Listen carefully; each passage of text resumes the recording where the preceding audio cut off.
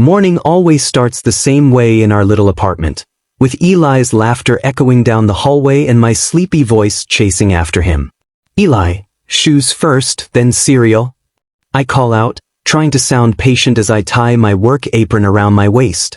He's 6, curious, mischievous, and the only reason I wake up with a purpose every day. The light in his eyes is what keeps me steady, even on the mornings when my chest feels heavy, like the air itself doesn't want to move. The kitchen smells faintly of toast and warm milk. Sunlight filters through the blinds, striping the walls in soft gold. It should feel peaceful, but there's a quiet ache that always lingers beneath it, the kind that hums in the background of every ordinary moment. I lost his other parent, my mate, 3 years ago. Some days it still feels unreal, like a dream I haven't woken from. We had plans, a future mapped out carefully between paychecks and bedtime stories. But fate doesn't care about plans. A car accident took him on a rainy evening. One call from the hospital, and suddenly my world split into two, before and after. Now, everything I do belongs to the after. After grief. After the sleepless nights. After learning how to smile again for Eli's sake. He doesn't remember much about him anymore. Just the sound of laughter, maybe a voice that hummed lullabies. I envy that part of him, sometimes. The clean slate. The unbroken heart. I finish packing his lunch and look at the clock. We're late again, I sigh, grabbing his backpack. Eli's shoes are on the wrong feet as always. He beams up at me proudly. I did it myself. I can't help smiling. I can see that. Come on, little man. We walk to school hand in hand. The autumn breeze carries the scent of fallen leaves and freshly brewed coffee from a nearby cafe. It's one of those small things I used to share with someone, the warmth of a shared drink, a casual kiss at the corner before work. Now it's just me, clutching a paper cup and pretending it fills the same space. After dropping Eli off, I head to the flower shop where I work.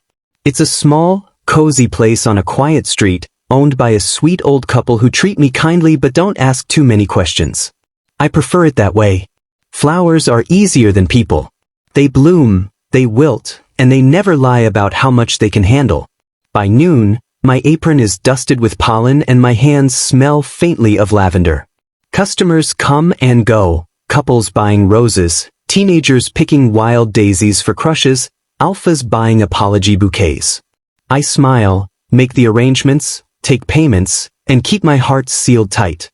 But every time I see someone's fingers brush against another's, that easy, casual intimacy, I feel the ache deepen just a little. By evening, I'm back home, making pasta while Eli hums at the table, drawing superheroes with crayons. He glances up suddenly, studying me with the kind of seriousness that only a child can pull off. "Daddy." "Yes, sweetheart. Do you ever get lonely?" The spoon in my hand freezes mid-stir. I force a smile, though something twists painfully inside me. "Why would you ask that?" He shrugs, doodling again. "You sigh a lot when you think I'm not looking." I laugh softly, trying to deflect. "You're imagining things." But he isn't. Kids always see more than we think they do. That night, after Eli falls asleep clutching his stuffed bunny, I sit by the window with a cup of tea. The city outside hums quietly, distant laughter, cars passing, a world moving on without me. My reflection in the glass looks tired. There are faint lines under my eyes, the kind that come from years of pretending you're okay. I whisper into the night, maybe I am lonely. Just a little. The next day is Saturday, Eli's favorite, park day. We go every week, same time, same bench, same spot near the lake where ducks swim lazily. I pack sandwiches, juice boxes, and his sketchbook. The park is filled with families, couples, laughter. It's beautiful, but sometimes it feels like walking through a reminder of everything I've lost. I settle on the bench, watching Eli run toward the playground. He's fearless, always the first to make friends. I smile, half proud, half worried, and open a book to read. The sky is bright, the air crisp, and for a few minutes, I let myself relax. Then I hear a man's voice, deep, calm, warm, calling out from somewhere near the swings. "Careful there, buddy, that slide's slippery." I look up. A tall alpha is crouched near the slide, steadying a small girl who nearly fell. He's dressed casually, dark jeans, a gray hoodie, but there's something about him that stands out. The easy strength in his posture. The kindness in his tone. He turns his head slightly, and for a second, our eyes meet. His gaze is steady, not intrusive, just aware. I look away quickly, pretending to read again. My heart does a strange, uneven flutter. When I glance up again, Eli is standing beside him, talking animatedly. I can't hear what he's saying, but the alpha laughs, crouching to Eli's level. I feel a twinge of nervousness, stranger danger and all that, so I start to stand, ready to call Eli back. But then I see the man gently ruffle Eli's hair before pointing toward me. Eli waves enthusiastically. "Daddy," he shouts. "I made a new friend." I wave back, embarrassed. The alpha smiles faintly and raises a hand in greeting. His smile is unexpectedly warm. By the time Eli runs back, his cheeks are flushed. He's nice. He helped me when I almost tripped. His name's Asher. I chuckle, brushing dirt off Eli's sleeve. "That's good. Say thank you next time, okay?" "I did," Eli says proudly. "I also told him you're really nice too." "Oh." I raise an eyebrow, amused. "And what else did you tell him?" Eli grins mysteriously. "You'll see." I don't think much of it. We stay at the park for another hour, and when we leave, Asher's gone. I almost forget the encounter entirely by evening. Almost. That night, after tucking Eli in and cleaning the dishes, I finally collapse onto the couch. The quiet feels heavier than usual. I scroll through my phone absent-mindedly, emails, news, work messages, until something new pops up. An unknown number. "Unknown, your son said you're lonely. Should I fix that?" My breath catches. I blink at the screen, reading the message again, my pulse suddenly quickening. Eli's words replay in my mind, "You'll see." My heart stutters between disbelief and something dangerously close to curiosity. Who's this? And what does he mean by fix that? The message sits on my screen like a spark waiting to catch fire. "Your son said you're lonely. Should I fix that?" I stare at it for a full minute, pulse racing. My first thought is, who is this? My second is pure panic. How did someone get my number? And then I remember Eli's grin yesterday, the way he said, "You'll see." No. I rub my temple and type cautiously. "Who is this?" The reply comes faster than I expect. "Asher. We met at the park yesterday. Your son gave me your number, said you needed a friend." A friend. That word stings and warms at the same time. Eli's matchmaking instincts are bold. I hesitate before typing again. "I see. Sorry if he bothered you. He can be a little too friendly." "He didn't bother me," the reply flashes back almost instantly. "He's a great kid. Brave, talkative, and clearly loves his dad a lot." Something about the tone feels genuine. I exhale slowly, tension loosening, but only a little. "Still, I should have kept a closer eye on him," I send. "I'm not comfortable with strangers having my number." "Understandable," he replies. "I would have felt the same. I'll delete it if you want." He's polite. Direct. No pressure, no overstepping. That alone surprises me. Most alphas I've met had a certain dominance that filled a room. Asher's presence, even through text, feels calm. Controlled. I hover over my keyboard, unsure what to say. I should probably tell him to delete it, but something inside me, curiosity, maybe, hesitates. "It's fine," I finally type. "Just don't use it for anything weird." The pause. Define weird. I almost laugh. It's such an unexpected bit of humor that my lips twitch despite myself. Anything that gets the police involved. Damn. There goes my plan to kidnap you for coffee. I blink. Then a small, reluctant smile breaks free. He's joking. Definitely joking. "You're bold for someone who just met me," I reply. "You're easy to remember," he texts back. "Most people barely look up at the park. You did, even if it was only for a second." My breath catches. I hadn't realized he'd noticed that. Or that I had. Before I can reply, Eli's voice calls from his bedroom. Daddy, who are you smiling at? I freeze. I wasn't even aware that I was smiling. No one, I answer quickly, pocketing the phone. Go brush your teeth. He grins knowingly. Is it the nice alpha? Heat rushes to my cheeks. Eli. He laughs and runs off, still giggling. That boy will be the death of me. Over the next few days, the messages continue. Never intrusive, always light. He checks in with small things. Hope your morning's calm. Eli told me his favorite color is orange. Yours? I passed by the park today. The ducks missed you. I don't know why I keep replying.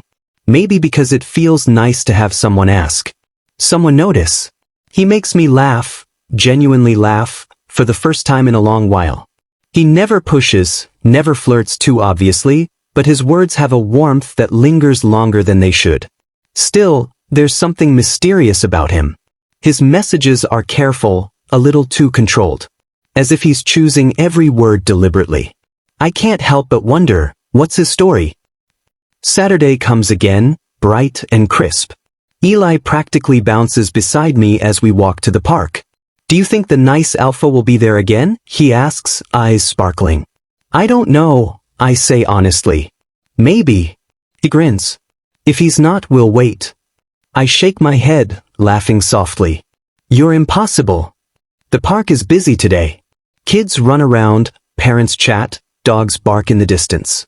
I sit on the same bench, watching Eli climb the jungle gym. My phone buzzes and I don't need to look to know who it is. Look to your left. I glance up, and there he is. Asher. He's leaning casually against a tree, dressed in a dark jacket and jeans. The late morning sunlight filters through the leaves, catching faint highlights in his hair. He looks different from how I remembered. Maybe because this time, I'm actually allowing myself to look.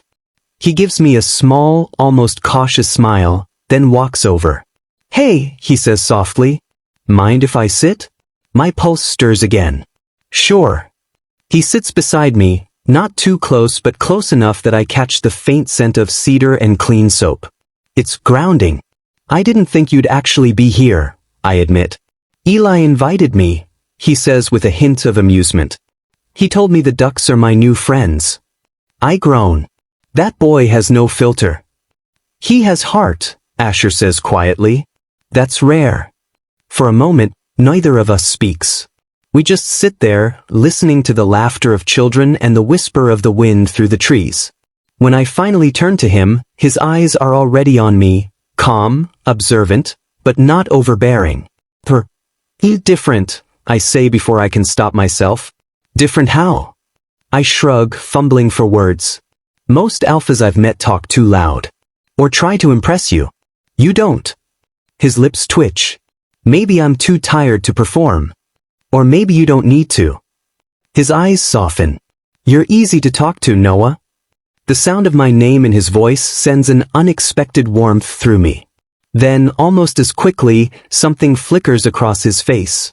A shadow. He looks away, jaw tightening for just a heartbeat. And there it is again, that feeling. Like he's holding back something he doesn't want me to see. Before I can ask, Eli runs toward us, waving a crumpled piece of paper. Daddy! Mr. Asher helped me make a paper duck. Asher chuckles, the tension breaking. Engineer in the making. Eli beams. He said he'll teach me to make a boat next time. I narrow my eyes playfully. Next time? Asher lifts a brow, pretending innocence. If you'll let me. I want to say no. To keep this safe and simple. But the words don't come. Eli hugs Asher's arm before darting back to the pond. Watching them together stirs something deep inside me. A warmth I didn't know I'd been craving. When we finally pack up to leave, Asher stands too. Let me walk you home, he offers. It's getting late. I can manage, I say, though my voice lacks conviction. I know, he replies quietly. But I'd like to, anyway. There's no demand in his tone, just quiet sincerity. I nod. We walk side by side down the quiet street. Eli skips ahead, humming. The evening light stretches long shadows across the pavement. Halfway home, our hands brush, A simple, accidental touch, but it sends a current straight through me. I freeze for half a second. He does too. Neither of us pulls away. The air feels charged, fragile. Then Eli calls out, breaking the moment. "Daddy, hurry up." I clear my throat, stepping forward quickly. "We should go." Asher smiles faintly, falling into step beside me again. "Next time," he says softly, almost to himself. And as we reach my building, I can't stop wondering, what exactly does next time mean for a man like him? Because something about Asher feels both comforting and dangerous. Like a storm I can't help walking toward. The days after our chance meeting at the park blur together. Every morning, Eli bounces around me like sunlight trapped in a little body, and every night, I scroll my phone, half hoping to see a message from Asher. "Good morning. Did the ducks miss you today?" "Always. And so did your little engineer." There's a rhythm to these texts, a steady pull I don't fully understand yet. I tell myself it's harmless. A little distraction, nothing more. But every time I see his name pop up, a strange warmth spreads through my chest. I try to ignore it, bury it beneath routines. Breakfast, school, work, bedtime stories. But the truth is, I like the way my heart speeds up when I think of him. I don't want to admit it even to myself. Eli notices, of course. "Did the nice alpha text you again?" he asks one morning, a sly grin on his face. I nearly choke on my coffee. "Eli, stop teasing me." He just laughs. "He likes you, Daddy. I can tell." I stare at him, flustered. "Don't be ridiculous." He shrugs innocently. "I know things." That Saturday, we return to the park. It feels like routine now, a safe little bubble I've created for Eli. But as soon as I see Asher leaning against the same tree, that bubble shivers. He greets me quietly. "Hey." "Hi," I murmur. I try not to sound as nervous as I feel. We sit together, letting Eli run ahead. There's a comfortable silence, but it's heavy with unspoken words. Finally, Asher speaks, softly. "I need to tell you something." My heart skips a beat. Something? My mind races. What could it be? He hesitates, jaw tight. "It's complicated. Something from my past.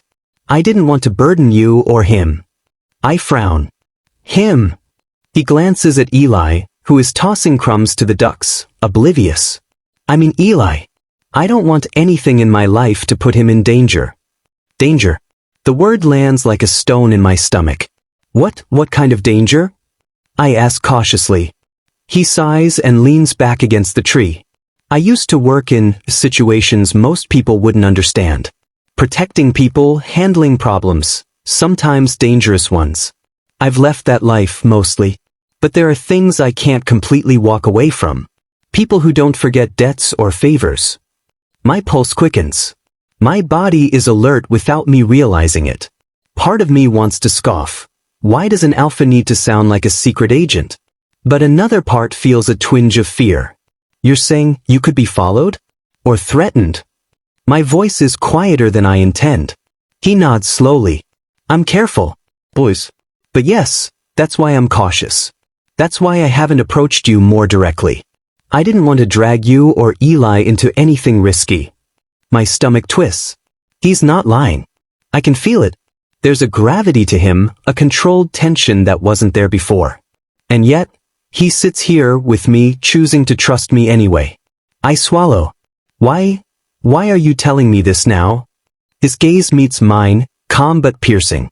"Because I don't want to hide from you. I can't. But I like you, Noah. And I like Eli too. I don't want to scare you off, but I also can't pretend I'm someone I'm not." The words hit me like a shockwave. Part of me wants to step back, to run. Another part, a louder, stranger part, wants to lean in and tell him he doesn't need to be perfect. That he's already enough. I clear my throat, trying to steady myself. Intense. "I know," he says with a faint, self-deprecating smile. "I just hope it doesn't scare you off." I want to laugh, or cry, or scream. But instead, I find myself asking, almost before I realize it, "Have you lost someone too?" His expression darkens slightly. "Yes. A long time ago." I thought I could protect everyone, but sometimes, life doesn't care about your plans. I recognize the weight in his voice. The grief. The guilt. It mirrors something I've carried for years. I see it in his eyes, in the way he holds himself tautly, as if ready for anything, as if bracing for a storm that might never come. My chest aches. I can't stop the words that spill out. I know that feeling. Losing someone, it changes you. Makes you careful. Guarded. He nods slowly. Exactly. And you've carried on anyway. For Eli. That's brave. I feel my throat tighten. It doesn't feel brave, I whisper. Most days it just feels lonely. He shifts closer, but still respects a careful distance. You're not alone anymore, he says softly. Not if you let me in. The words are like fire and ice all at once, warming, but dangerous. I want to trust him. I want to believe him. But the shadows of his past cling to him like a second skin, and I can't tell if they'll ever let go. Eli, of course, bursts in at the perfect moment, running to show us the paper boat he's made. Mr. Asher taught me. Asher kneels beside him, eyes soft. You're a natural. You have the patience of a saint. I watch them together, the small joys of this man's presence already weaving into our lives. And I can't ignore it. I want him here. Even with the shadows. Even with the secrets. As we pack up to leave, Asher stands, offering a hand to help Eli down. Mind if I walk you home? He asks, the same quiet tone as before. I hesitate but then nod. He don't mind. We fall into step, Eli skipping ahead. The street is empty, the sky turning the pale orange of dusk. Our hands brush again, a fleeting spark that sends warmth crawling up my arm. Neither of us pulls away. He glances at me, a faint smirk tugging at his lips. Next time, maybe I'll teach him how to make paper airplanes. Then we can see whose flies farther.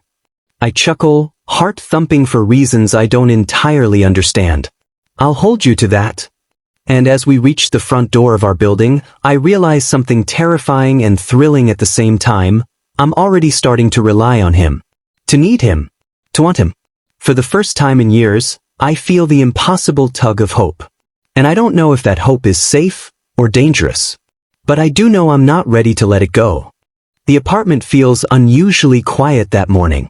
Eli is buried in his coloring books, humming a tune, and I sit at the table sipping coffee, trying to focus on the mundane, bills, emails, reminders of tasks I never truly want to do. But my mind isn't on anything mundane. It's on him. Asher. The man who has upended my carefully guarded routine, who slipped into our lives so gently it almost felt like a dream, and yet left traces of heat and tension that I can't shake. Yesterday, he had shown up unannounced at the park again, teaching Eli how to make paper airplanes, his fingers brushing mine more than once as we laughed together. The fleeting touches were enough to set my chest on fire and my thoughts spinning in ways I hadn't felt since, ever. I glance at Eli, who notices my distracted gaze. Daddy, are you thinking about the nice Alpha again? I almost choke on my coffee. Eli. I whisper sharply, though the corner of my lips betrays a smile. He grins, clearly proud of his observation skills. I know things. I bury my face in my hands. That boy. That little whirlwind of innocence and mischief. He has no idea how dangerous he's been in matchmaking me. By evening, the sun has dipped low, painting the sky in shades of orange and pink. I'm walking Eli home from the park, my coat pulled tight against the cool wind, when I spot him leaning casually against a tree at the corner. Asher, as usual, calm and magnetic. He straightens as we approach, his expression softening when he sees us. Hey, he says. Hey, I murmur, my voice steadier than I feel. Eli races ahead. Daddy, look. He's here.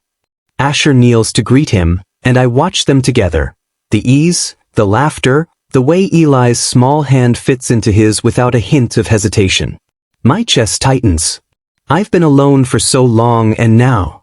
I don't want to imagine him absent from our little life. We sit together on the park bench, the air filled with the chirping of birds and distant laughter. Asher's gaze meets mine, and there it is again, that pull I can't resist. I wanted to tell you something, he says quietly. My heart skips. Something else. He hesitates, then takes a slow breath. I want to be honest. Everything I said about my past, about danger, it's true. I wasn't exaggerating. But there's more. I don't want to hide it anymore. I swallow hard. Okay. I care about you, he says, finally meeting my eyes fully. And I care about Eli. More than I should, maybe. And I know you've been hurt. I know you've lost someone you loved. I don't want to replace him, or pretend he didn't exist, but... He pauses, searching my face. I want a chance. A real chance. If you'll let me. My chest tightens. The weight of my grief, my fear, and the small spark of hope all collide. I've been so cautious, so guarded for so long. But here he is, an alpha who sees me, really sees me, and is willing to risk everything to be close. I close my eyes briefly, letting the words settle. I falter, unsure if I have the courage. I've been alone for so long. I've told myself it's safer this way. But it isn't, he whispers. Not for you. Not for him. I glance at Eli, who is now quietly drawing ducks on the bench. His small, round eyes glance up at us, smiling knowingly. See? I told you Daddy needed a friend, he murmurs. I inhale sharply. Eli has already given me the courage I lacked.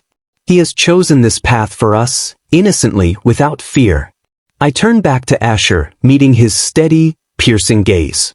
But I want that chance, I admit, my voice trembling. A smile spreads across his face, gentle but full of warmth. Then we'll take it together, he says softly. And just like that, the tension that has been knotting my chest for weeks begins to unravel. The walk home is quiet, filled with a sense of new beginnings. Asher walks beside me, his presence grounding yet thrilling.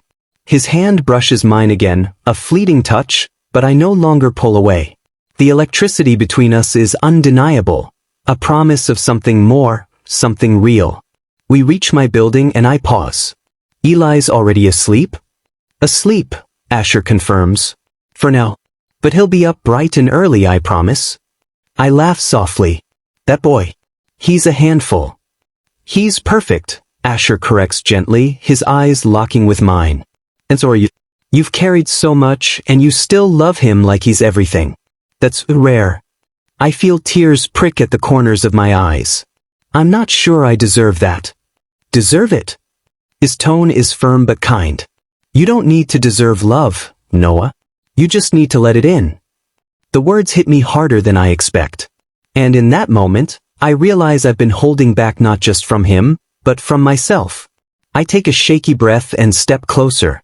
But I think I can. He smiles, a slow, knowing curve of his lips. Then show me.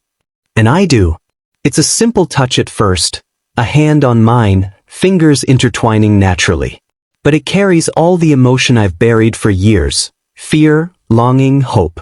Asher doesn't rush me. He matches me, step for step, letting the connection grow without words. When Eli peeks sleepily from the window upstairs, he grins and whispers, I knew it. You guys belong together. I can't help but laugh through my tears. Looks like you were right, I murmur. Asher leans down slightly, his forehead resting gently against mine. The world narrows to this small, perfect moment.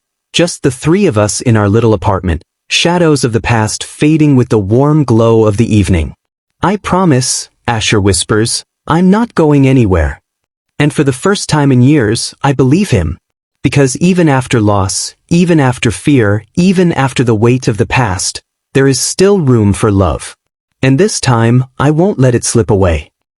Eli laughs from upstairs, Asher squeezes my hand, and I realize, maybe I'm not lonely anymore. Maybe, just maybe, we're finally home.